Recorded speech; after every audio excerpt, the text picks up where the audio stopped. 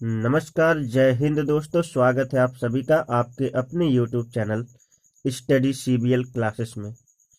दोस्तों, आज की इस वीडियो में हम आपको इलेक्ट्रॉनिक विन्यास करना सिखाएंगे और इलेक्ट्रॉनिक विन्यास यकीनन 75% लोगों को नहीं आता है, जिसकी वजह से रसायन विज्ञान का एक बेसिक कंसेप्ट समझने में उन्हें बहुत दिक्कत होती है।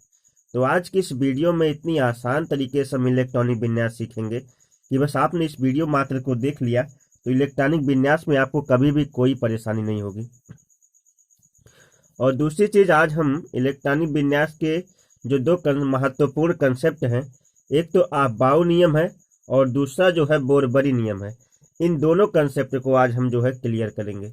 लेकिन उससे पहले यदि आप मेरे चैनल पर नए हैं तो चैनल को जरूर सब्सक्राइब कर लें, वीडियो को ज़्यादा से ज़्यादा लाइक करिएगा और अपने दोस्तों तक जरूर शेयर करिएगा। ठीक है दोस्त, आइए इलेक्ट्रॉनिक विन्यास कंसेप्ट को शुरू करते हैं। इलेक्ट्रॉनिक विन्यास का तात्पर्य होता है, इलेक्ट्रॉनिक विन्यास का अर्थ होता है इलेक्ट्रॉनों का बंटवारा। इलेक्ट्रॉनों का बंटवारा, और बंटवारा भी किस हिसाब से, दोस्त, बंटवारे का तात्पर्य है जब इलेक्ट्रॉनों का बंटवारा होगा तो इलेक्ट्रॉनों का बंटवारा जो है उनके कोषों, जिसको हम सेल बोलते हैं, कोषों और उपकोषों के माध्यम से, कोषों और उपकोषों के माध्यम से जो है इलेक्ट्रॉनों का बंटवारा होता है। ठीक है, और वो किस लिए? इलेक्ट्रॉन के अष्टक पूर्ति के लिए। किसके लिए? अष्टक पूर्ति के लिए। अष्टक पूर्ति के लिए जो है क्या होता है, इलेक्ट्रॉनों का बंटवारा होता है। किसमें होता है? कोषों में होता है और उपकोषों में होता है। और किसके लिए होता है? अष्टक पूर्ति के लिए, अर्थात 8 इलेक्ट्रॉन की पूर्ति के लिए। ठीक है दोस्त, आइए अब आगे बढ़ते हैं, ध्यान से सुनिएगा। इलेक्ट्रॉनों का बंटवारा जो होता है वो किसके अनुसार होता है? कोषों के अनुसार। किसके अनुसार? कोषों के अनुसार। कोषों के अनुसार जब हम इलेक्ट्रॉनों का बंटवारा करते हैं तो उसमें हम देखते हैं कि जो इलेक्ट्रॉन होते हैं वो सबसे पहले यस कक्षा में आते हैं, फिर उसके बाद पी कक्षा में आते हैं, फिर उसके बाद डी कक्षा में आते हैं, उसके बाद एफ कक्षा में। अब ये यस कक्षक, पी कक्षक, डी कक्षक और एफ कक्षक, ये 4 कोष जो है, ये 4 कक्षक कह सकते हैं, ये 4 ब्लॉक भी आप बोल सकते हैं। 4 ब्लॉक हमारी आवर्त सारणी में, S block, P block, D block और एफ ब्लॉक, इन चारों ब्लॉकों में हमारी संपूर्ण आवर्त सारणी को तोड़ा गया है। हर एक किताब में, हर एक बुक्स में आपको जो है आवर्त सारणी मिल जाएगी, और वो भी आधुनिक आवर्त सारणी आपको इस्तेमाल करना है, ना कि कोई और आवर्त सारणी। ठीक है दोस्त, कौन सी आवर्त सारणी आपको इस्तेमाल करना है? आधुनिक आवर्त सारणी। चलिए आधुनिक आवर्त सारणी हम भी आपको दिखा देते हैं, हमारे पास जो है उस हिसाब से ये आधुनिक आवर्त सारणी हमारे पास, ध्यान दीजिएगा। तत्वों के और ये दीर्घाकार आवर्त सारणी है जो हमने इस्तेमाल किया है, और ये जो 2 ब्लॉक आपको दिख रहे हैं, ये और ये मिला करके जो है यस ब्लॉक है। क्या है? यस ब्लॉक है।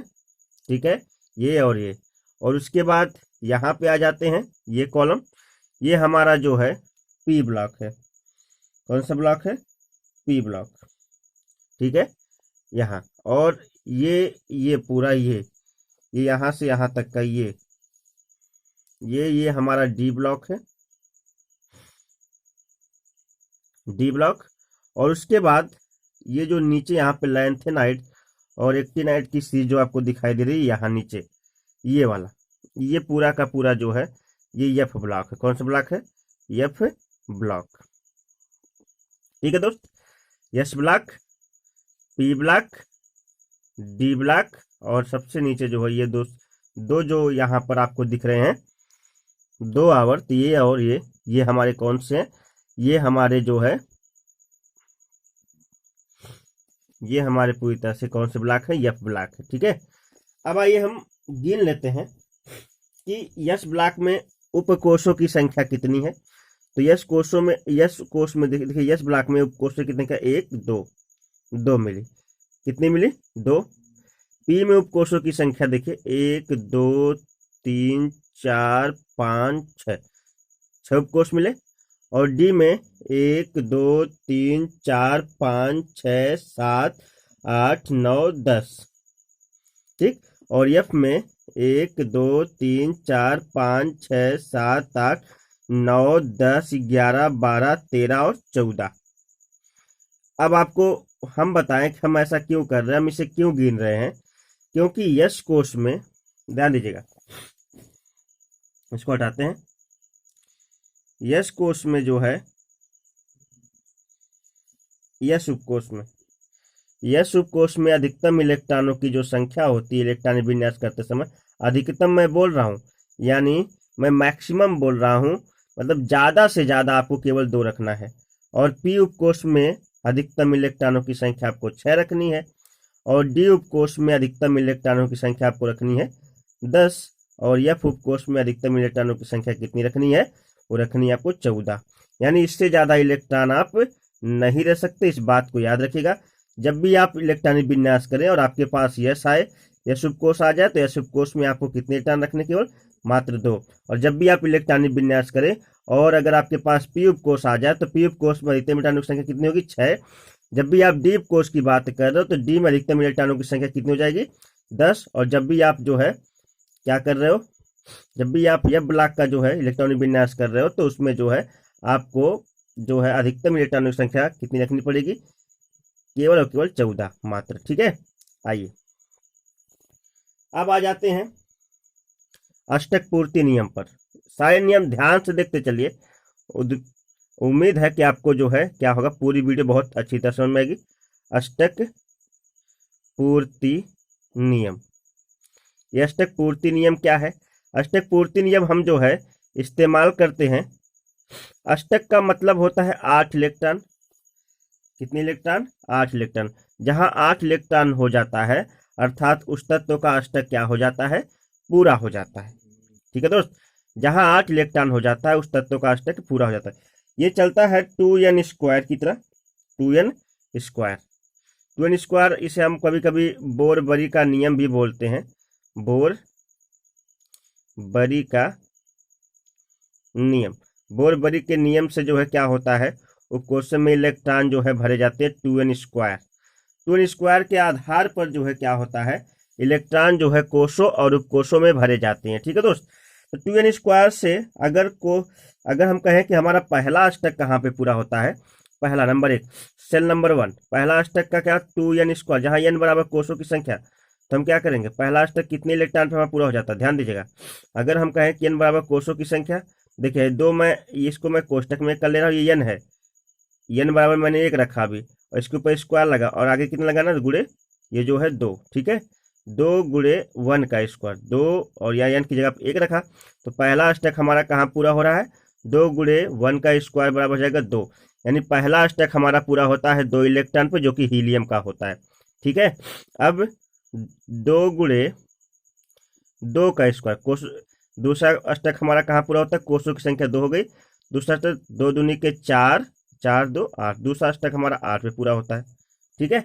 और तीसरा देख लेते हैं, 3 गुड़े कितने का स्क्वायर करना दोस्त, 3 गुड़े 3 का स्क्वायर, 3 गुड़े 3 का स्क्वायर, 3 त्रिक के 9, 9 यहाँ पे 3, यहाँ 2 रखना, सॉरी यहाँ 2 रखना था, 3 त्रिक के 9 और 9 दूनी के 18। यानी तीसरा इलेक्ट्रॉन हम तीसरा जो हमारा कक्षक है या तीसरा हमारा अष्टक जो है वो 18 इलेक्ट्रॉन पे पूरा होता है। फिर 2 गुड़े 4 का स्क्वायर, इसी प्रकार से 4 चौक को 16 और 16 दूनी के 32। चौथा जो हमारा अष्टक पूरा होता है 32 इलेक्ट्रॉन पे। फिर 2 गुड़े 4, 4 नहीं बल्कि अब यहाँ 5 का स्क्वायर, 5 और 25 दूना के 50। इसके बाद हमारा जो 5वां अष्टक पूरा होता है वो होता है 50 इलेक्ट्रॉन पे। फिर 2 गुड़े 6 का स्क्वायर, 6 के 36 दूना के 72। अगला जो अष्टक पूरा होता है वो 72 इलेक्ट्रॉन पे पूरा होता है। और फिर 2 गुड़े 7 का स्क्वायर, 7 7 49 दूना के 98। यानी अगला जो अष्टक पूरा होता है वो कहाँ पर, 98 पर। यहाँ तक आपको जरूरत पड़ सकती है कि पहला अष्टक हमारा जो है 2 पे पूरा होता है जो कि हीलियम का होता है, दूसरा 8 पर, तीसरा जो है 18 पर, चौथा 32 पर, और पांचवा 50 पर, और उसके बाद छठवां 72 पर, और सातवां जो है 98 पर। ये तो रहे। और हीलियम को अष्टक नियम का अपवाद कहते हैं। अष्टक का अर्थ ही होता है 8 इलेक्ट्रॉन। कितने इलेक्ट्रॉन? 8। लेकिन हीलियम एक ऐसा अकेला इकलौता तत्व है जिसके अंतिम कोश में 2 इलेक्ट्रॉन होते हुए भी उसका अष्टक क्या होता है? पूरा होता है। ठीक है, उम्मीद करता हूं समझ में आएगा आपको। अब आते हैं परमाणु क्रमांक पर। कहां पर? परमाणु क्रमांक पर। परमाणु क्रमांक का क्या मतलब है? परमाणु क्रमांक किसे कहते हैं, इसे भी हमें समझना ही है। तो परमाणु क्रमांक का मतलब होता है दोस्त कि मान लीजिए हमारे पास कोई तत्व है एक्स, ठीक है, एक्स के नीचे यहां पर इसके पैर के पास, यहां इसके पैर के पास जो लिखी गई होती संख्या है, जो रखी गई संख्या होती है, माने यहां पे हमने 5 रख दिया, तो 5 रख दिया, तो ये 5 दुना के यहाँ पे होता है 10 या 11, कुछ भी हो सकता है। परमाणु भार का लगभग दुगना, परमाणु क्रमांक का लगभग दुगना परमाणु भार होता है। मानिए हमने दुगना कर दिया 10, तो ये जो 5 होता है ना, ये इसका होता है परमाणु क्रमांक। क्या होता है? परमाणु क्रमांक। यानी किसी तत्व के पैर के पास लिखी गई संख्या को उसका परमाणु क्रमांक कहते हैं। परमाणु क्रमांक जिसे हम जेड से प्रदर्शित करते हैं, किससे? जेड से। और जो ऊपर लिखी संख्या होती है उसके सिर के पास, उसको कहते हैं परमाणु भार। क्या कहते हैं? परमाणु भार। और परमाणु भार को हम जो है ए से प्रदर्शित करते हैं। ठीक है, परमाणु भार को ए से और परमाणु क्रमांक को जेड से। तो हमने कहा कि आपको क्या करना है, इलेक्ट्रॉनिक विन्यास करने के लिए आपको, इलेक्ट्रॉनिक विन्यास करने के लिए आपको कम से कम, चाहे आप किसी भी क्लास के विद्यार्थी, अगर आप 10वीं के 9वीं और 10वीं के विद्यार्थी हैं, या आप 11वीं और 12वीं के 10वीं 9वीं या 10वीं के विद्यार्थी, तो आपको कम से कम 30 तक परमाणु क्रमांक तैयार होने चाहिए। कहां तक?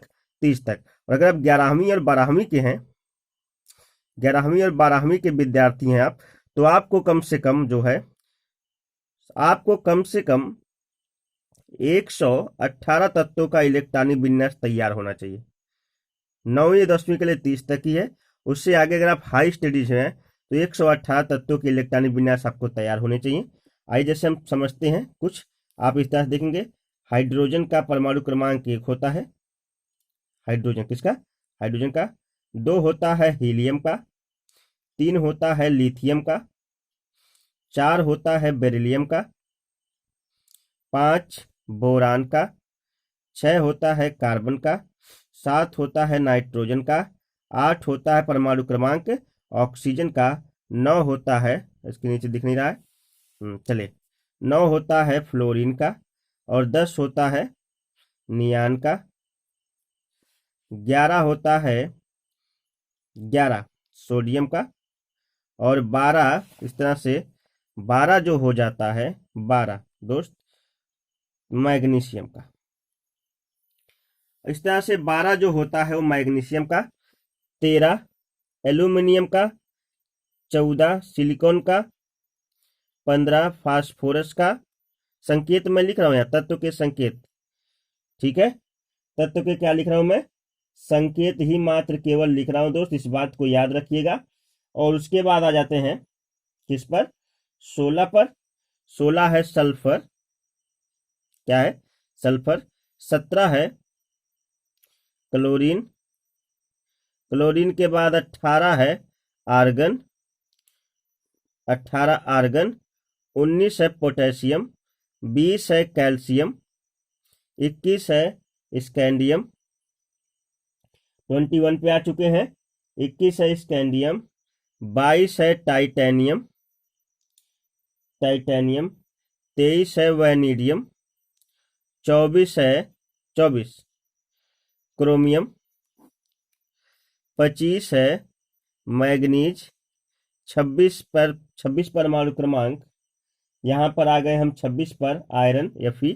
27 पर है कोबाल्ट CO। 28 जो 28 पर आ गए, तो 28 पर आ गए हम यहां पर निकिल। 29 पर आ गए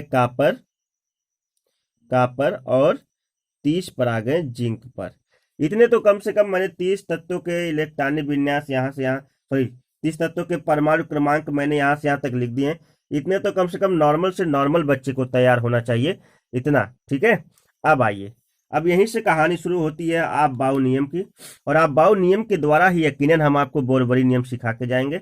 लेकिन उससे पहले आपको एक जो है चार्ट बनाना पड़ेगा। मैं थोड़ा ये जो पेज है मैं इसको पलट रहा हूँ ताकि मैं और बहुत ज़्यादा स्पेस मिल जाए। चलिए, हम सादे पेज पर आ चुके हैं कि हमें सीखना है, और इसके साथ साथ वीडियो आपको अच्छी लगे तो लाइक जरूर कर दीजिएगा, और वीडियो को जो है अपने दोस्तों तक जरूर शेयर कीजिए, क्योंकि एक बेसिक कंसेप्ट की वीडियो बहुत ज़्यादा महत्वपूर्ण वीडियो है, और यही हमारी मेहनत का फल होगा कि आप चैनल को जरूर सब्सक्राइब करें और वीडियो को अपने दोस्तों तक शेयर करें। आइए शुरू करते हैं। आप बाउ नियम, यहाँ मैं लिख रहा हूँ आप बाउ नियम संरचना। चलिए बनाते हैं। आप बाउ नियम ने इलेक्ट्रॉनिक विन्यास को इतना सरल कर दिया, इतना आसान कर दिया कि आपको देखते ही इलेक्ट्रॉनिक विन्यास समझ में आ जाएगा। सबसे पहले इन्होंने क्या लिया, सबसे पहले यहाँ पे लिया 1s, उसके बाद 2s, उसके बाद 3s, चलिए 4s, 5s, 6s, यहाँ s रहेगा, 7s, 7s ही चलते हैं, ठीक है। फिर उसके बाद देखिए, आपको इस तरह से आपने लिख लिया 1s, 2s, 3s, 4s, ये 5 मत समझिएगा, यह सही है। 1s, 2s, 3s, 4s, 5s, 6s, 7s। फिर उसके बाद यहाँ पे देखिए 2 के सामने शुरू करना है, ठीक है। यहाँ से 2p, 3p, 4p, 5p और यहाँ 6p, इतना लिख लोगे। 7p एक आगे से छोड़ते जाइए और एक पीछे से, ठीक है। आगे बढ़ते हैं, फिर आगे चलते हैं, तो यहाँ आ जाते हैं, यहाँ से डी पर आ गए, यस पी और उसके बाद डी का अक्षर 3d और एक ऊपर छोड़ देंगे 3p, 3d 4d हो जाएगा, 4d, उसके बाद यहाँ से 5d। अब चलते हैं, यहाँ पे आगे 4f, 5f, 6f भी होता है, मगर हम आपको बहुत ही आसान तरीके से छोटे में समझाना चाहते हैं। सबसे पहले आप कैसे मिलाएंगे उसको सीखिए। आप सबसे पहले आएंगे 1s पर, कहाँ आएंगे 1s के बाद आप आ जाएंगे सीधा 2s। किताबों में कई तरह से बने हुए हैं, मैं इसे और आसान तरीके से समझाने का प्रयास कर रहा हूँ। तो उसके बाद आप जाएंगे घूम के कहाँ पर 2p पे, 2p, उसके बाद आप आएंगे 3s, 3s के बाद आप घूम कर आ जाएंगे 3s। कहीं कहीं पर जो है ये 4s पे जाता है, तो कहीं कहीं पे 3p, वो किताबों में अंतर है। मैं यहाँ पे 3p, 4s, 4p के बाद कहाँ गया मैं 4p, ठीक है। 4p के बाद मैं आ गया सीधा 4p, है ना। और उसके बाद इधर के भी कोष्टक बाकी थे। कहीं संरचना मेरी रॉन्ग तो नहीं हो रही है दोस्त, रॉन्ग, एक सेकेंड, सॉल्यूशन अभी निकाल देते हैं। आइए इस पेज को देखिएगा, संरचना हमको कहीं रॉन्ग लग रही थी। सबसे पहले आपको लिखना था 1s, फिर आपको लिखना था 2s, फिर आपको लिखना था 2p, फिर आपको लिखना था 1s, 2s, फिर आपको 3s ना, 3s, फिर आपको लिखना था 4s, फिर आपको लिखना था 5s, फिर आपको लिखना था 6s, फिर लिखना था 7s, ठीक है, 7s यहाँ तक। आइए आगे बढ़ते हैं, 2p, 3p, 4p, 5p और उसके बाद 6p, ठीक है। उसके बाद चलिए इस पे चलते हैं, यहाँ पे 3d, 4d, 5d, ठीक है। उसके बाद यहाँ चलते हैं 4f, यही हमने बनाया था, उसमें थोड़ा सा मिलाने में रॉन्ग हो गया था, अभी आप सही देखिए। सबसे पहले हम चलते हैं 1s पर, आ गए 1s पे, 1s के बाद 2s पे आ जाते हैं, 2s के बाद 2p पे आ जाते हैं, और 2p के बाद जो है हम आते हैं 3s पर। कहाँ आते हैं? 3s पर। 3s के बाद हम 3p पे आ जाते हैं, और 3p के बाद हम 3d पे नहीं जाके पर सबसे पहले कहाँ जाते हैं? 4s पे चले जाते हैं। कहाँ जाते हैं? 4s। उसके बाद हम जाते हैं 3d। 4s के उपरांत हम 3d पे जाते हैं। 3d के बाद हम घूम के आ जाते हैं 4p पे, और 4p के बाद हम आ जाते हैं सीधा घूम करके जो है 5s। 5s के बाद हम आ जाते हैं सीधा 4d पे, और 4d के बाद हम आ जाते हैं 5p पे, और 5p के बाद हम घूम कर आ जाते हैं 6s पर। कहाँ? 6s पर। और 6s के बाद हम सीधा चले जाते हैं 5d पर। 5d के बाद 6p पर आ जाते हैं, और 6p के बाद हम जो है आ जाते हैं घूम कर 7s, और 7s के बाद हम घूम कर आ जाते हैं यहाँ पर 4f पर। ये संरचना जो है बिल्कुल सही है। ठीक है दोस्त, ये संरचना बिल्कुल सही है। थोड़ा सा इसमें जो है 6s के बाद 4f पे संरचना बिल्कुल सही है, कोई दिक्कत नहीं है। चलिए अब हम इसके अनुसार जो है इस संरचना को आप देखते रहिए, इसके अनुसार हम इलेक्ट्रॉनिक विन्यास करना सीखेंगे। जैसे मानिए कि हमें तत्व लेना, हमने 17 पे कौन सा तत्व आता है? क्लोरीन आता है, Cl। इस Cl का हमें इलेक्ट्रॉनिक विन्यास करना है। इसका Cl नामक तत्व का हमें इलेक्ट्रॉनिक विन्यास करना है, तो हम कैसे करेंगे आइए समझते हैं। सबसे पहले हम किस पर आएंगे? 1s पर। मैंने बताया कि s पे अधिकतम इलेक्ट्रॉनों की संख्या कितनी रखी जा सकती है? 2। p पे अधिकतम कितनी इलेक्ट्रॉन संख्या? 6। और sp और d पर कितना?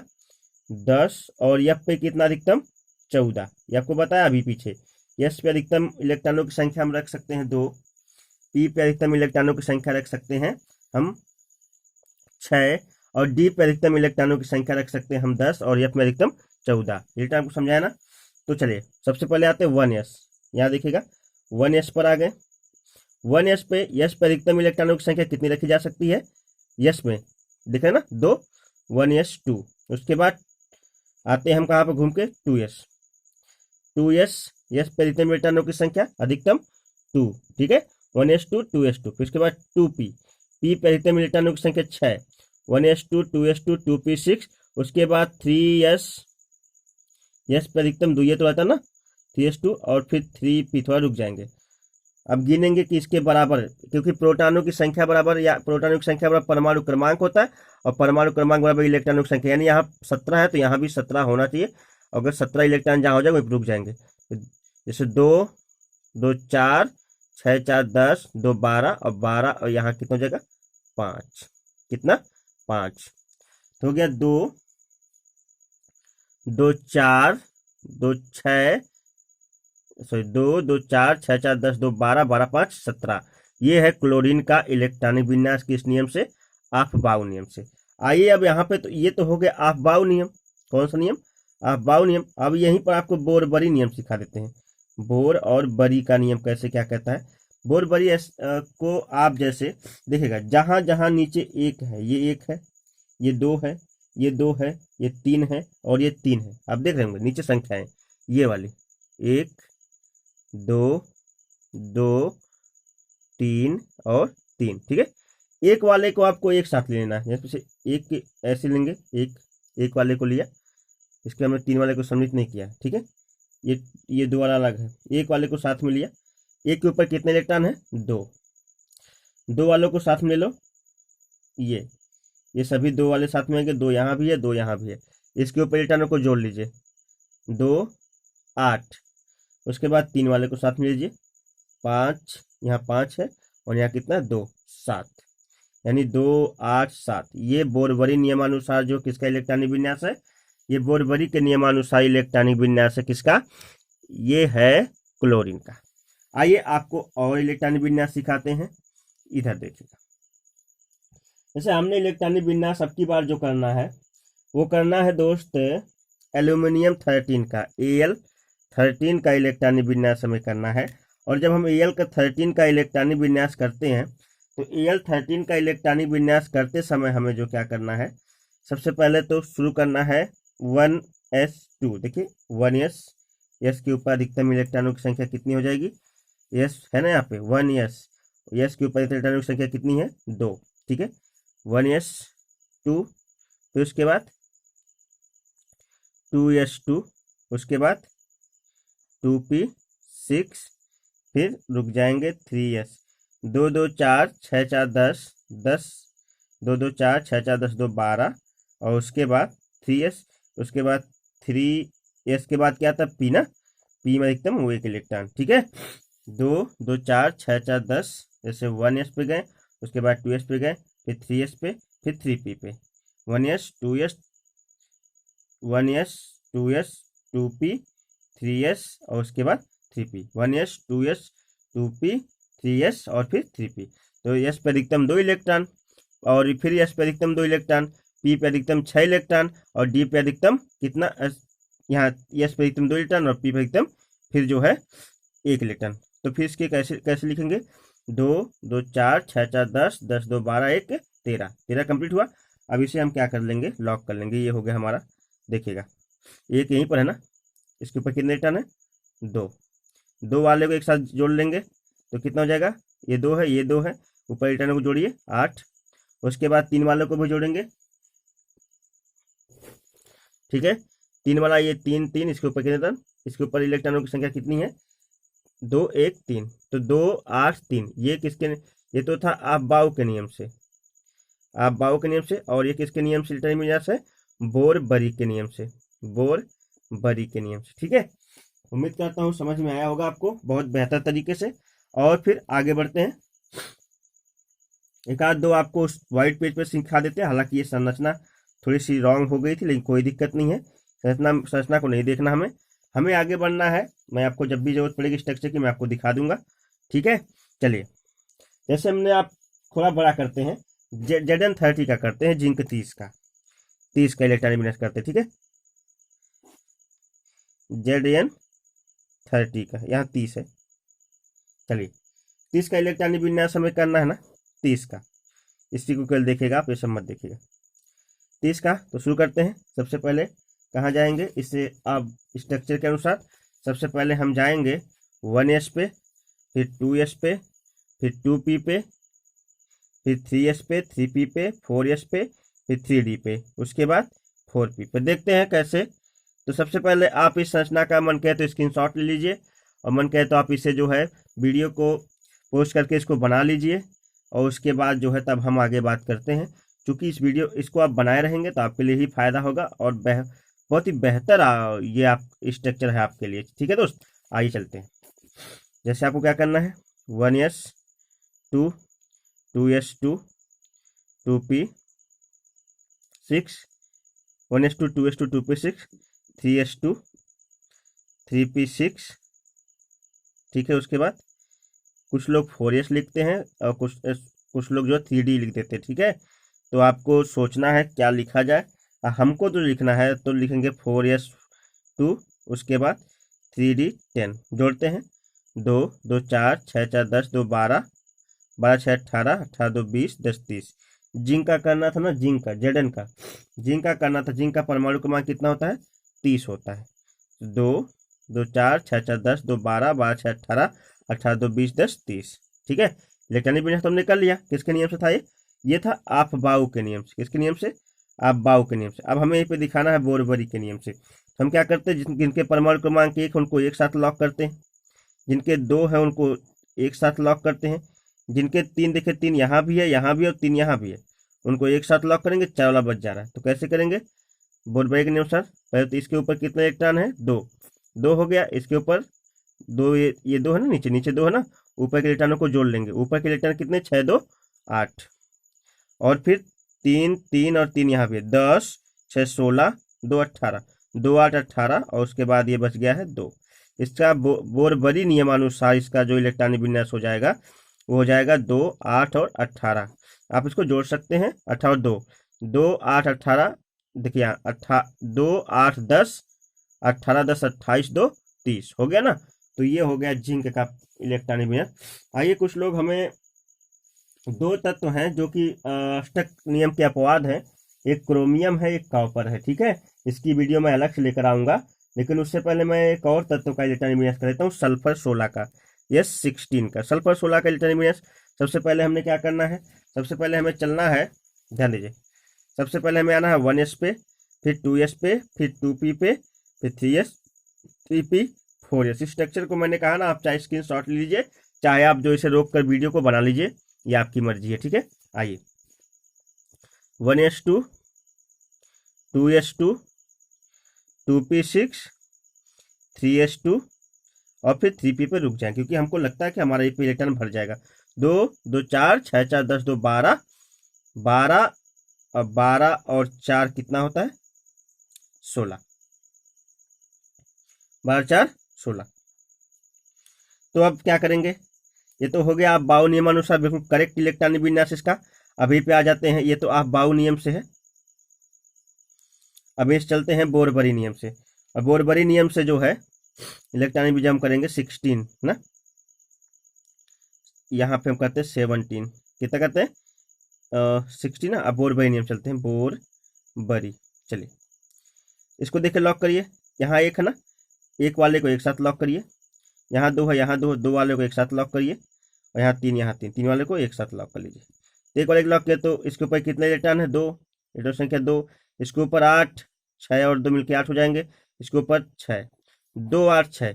ये इलेक्ट्रॉनिक विन्यास है किसका 16, यानी 16 पे कौन होता है सल्फर। तो उम्मीद करता हूँ कि आज की वीडियो आपको बहुत अच्छी लगी होगी, और आपसे जो है ये कमेंट बॉक्स में आप जरूर लिखकर जो हमारे प्रश्न का जवाब दीजिएगा कि आपसे एक प्रश्न है कि आधुनिक आवर्त सारणी के निर्माता कौन है, निर्माता कौन है, या आधुनिक सारणी का पिता या फादर ऑफ मॉडर्न केमिस्ट्री किसे कहते हैं, ये आप जो है हमें कमेंट बॉक्स में लिखकर जरूर बताइएगा। मिलते हैं इसी तरह की और शानदार मज़ेदार दमदार वीडियो लेकर के। उम्मीद करता हूँ कि आज की ये जो इलेक्ट्रॉनिक विन्यास की बेसिक कंसेप्ट की वीडियो, थोड़ी लंबी वीडियो जरूर हुई, लेकिन आपको बहुत बेहतर समझ में आया होगा। अगर वीडियो को समझ में तो वीडियो को लाइक करिए, चैनल पर नए हैं तो तुरंत सब्सक्राइब कर लीजिए, और वीडियो को ज़्यादा से ज़्यादा अपने दोस्तों तक शेयर करिएगा। और भी बड़े तत्वों का इलेक्ट्रॉनिक विन्यास चाहिए तो आप कमेंट बॉक्स में लिख सकते हैं, मैं बड़े से बड़े तत्वों का इलेक्ट्रॉनिक विन्यास आपको समझा दूंगा। लेकिन आज के लिए बेसिक कंसेप्ट के लिए इतना ही। तो फिर नमस्कार, bye bye, have a nice day, जय हिंद।